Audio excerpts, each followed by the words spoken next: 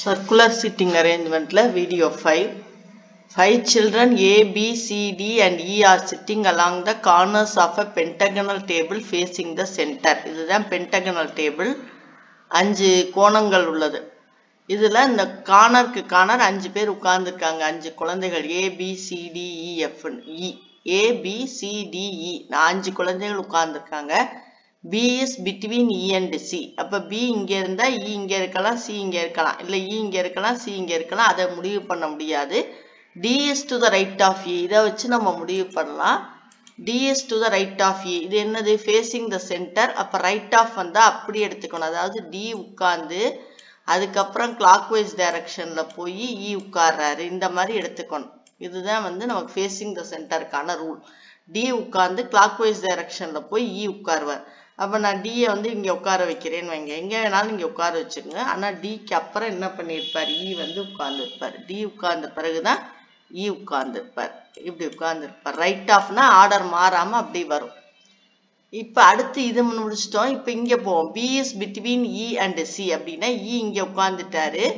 அப்ப இங்க E க்கு பக்கத்துல B உட்கார வைக்கணும். E க்கும் C க்கு நடுவுல B உட்காருவார். அப்ப E இங்க உட்கார்ந்து C இங்க உட்கார்ந்தா தான் B இங்க உட்கார முடியும்.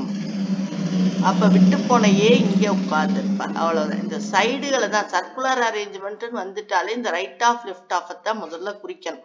D is to the right of E னா D உட்கார்ந்து clockwise directionல E உட்காருவாரு.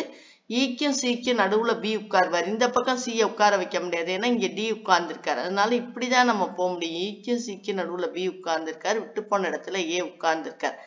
கேட்டிருக்க கொஸ்டின் என்னன்னா who is to the left of C ன்னு கேட்டிருக்கு. அப்ப C உள்நோக்கி உட்கார்ந்துருக்காருன்னா அவருடைய ரைட் சைடு இது.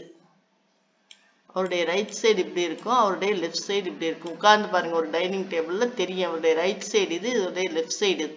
அப்ப சியோட இடது பக்கம் யார் உட்கார்ந்து இருக்காருன்னா ஏ உட்கார்ந்து இருக்காரு. சியோட லெஃப்ட் சைடு இது, சியோட ரைட் சைடு இது,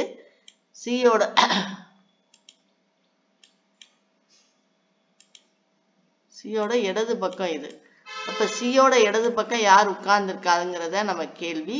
ஏ தான் உட்கார்ந்து இருக்கார். அதுதான் இதுக்கான ஆன்சர். அதனால இந்த மாதிரி ப்ராப்ளம் கொடுக்கும்போது நீங்க முதல்ல எதை எடுத்துக்கணும் அப்படின்னா இந்த மாதிரி சைடுகள் கொடுத்துருக்கும் பாத்தீங்களா, அதை எடுத்து முதல்ல ஃபில்அப் பண்ணிட்டு அதுக்கப்புறம் இந்த பிட்வீனுக்கு வந்தீங்கன்னா கரெக்டா இருக்கும். இதுக்கு முன்னாடி உள்ள வீடியோஸும் பாருங்க, இதே மாதிரிதான் இருக்கும். முதல்ல சைடு தான் நம்ம குறிக்கணும். சர்க்குலர் அரேஞ்ச்மெண்ட் லீனியர் அரேஞ்ச்மெண்ட்டை காட்டிலும் ரொம்ப ஈஸி.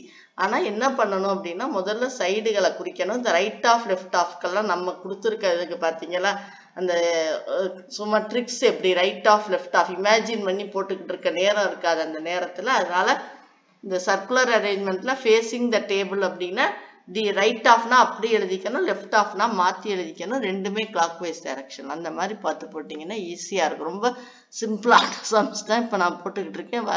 கொஞ்சம் நம்ம பார்த்துட்டு அதுக்கப்புறம் காம்ப்ளெக்சிட்டியை கூட்டிக்குவோம். தேங்க்யூ ஃபார் வாட்சிங்.